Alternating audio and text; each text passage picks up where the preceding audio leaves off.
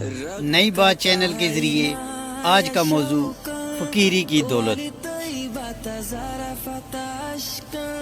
حضرت عمر بن عبدالعزیز رحمۃ اللہ علیہ بنو امیہ کے خلیفہ راشد گزرے ہیں۔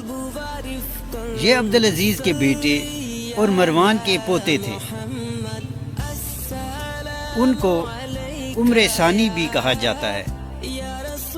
ان کے زمانے کا قصہ ہے کہ ایک دن ان کے دربار میں ایک عقل مند درباری نے کہا، جس مظلوم کو بادشاہ سے انصاف نہ ملے اسے خدا انصاف دلاتا ہے۔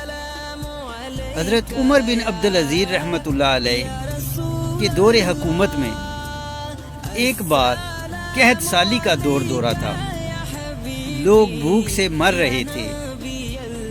درباری نے نصیحت کی کہ قحط سالی کے دوران بادشاہ کو چاہیے کہ اپنے مال و دولت کے تمام دروازے عوام الناس پر کھول دے تاکہ عوام بھوک سے نہ مرے۔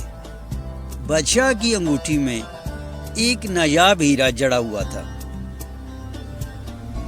یہ ہیرا ایسا چمکدار تھا کہ رات کے وقت اندھیرے میں اس ہیرے سے نکلنے والی شعاعیں روشنی کر دیا کرتی تھی۔ جب اچانک قحط پڑ گیا اور لوگ بھوک سے مرنے لگے تو حضرت عمر بن عبدالعزیز رحمۃ اللہ علیہ سے اپنی رایا کی حالت زار نہ دیکھی گئی۔ آپ کا دل بھر آیا۔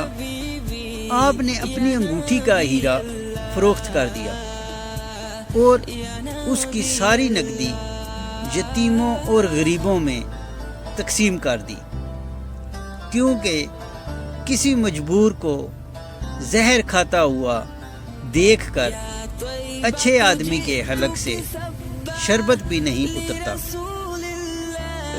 اس وقت بادشاہ کے کچھ نادان دوست مشورہ دینے لگے کہ ایسا ہیرا پھر نہیں ملے گا۔ حضرت عمر بن عبدالعزیز رحمۃ اللہ علیہ زار و قطار رونے لگے۔ آپ کے رخسار آنسوؤں سے بھیگ گئے۔ کچھ دیر بعد کہنے لگے کہ اگر بادشاہ شہریوں کے دل زخمی کر کے کوئی پوشاک حاصل کرتا ہے تو اس لباس کے حرام ہونے میں کوئی شبہ نہیں۔ جو ذاتی آرام پر دوسروں کے آرام کو ترجیح دیتا ہے وہی مبارکباد کا مستحق ہے۔ مخلوق خدا کے دل غمگین ہونے کے بجائے مجھے بے نگینہ انگوٹھی بہتر ہے۔ اگر بادشاہ مخلوق کی نگرانی میں شب بیداری کرے تو رایا آرام و سکون سے سو سکتی ہے۔ جب بادشاہوں کی دولت فانی اور فقیروں کی لافانی ہے تو آخرت میں فقیری کی دولت ہی کام آئے گی۔ اچھی اور سچی بات سننا اور دوسروں تک پہنچانا صدقہ جاریہ ہے۔ اللہ تبارک و تعالی ہمیں عمل کی توفیق عطا فرمائے، آمین۔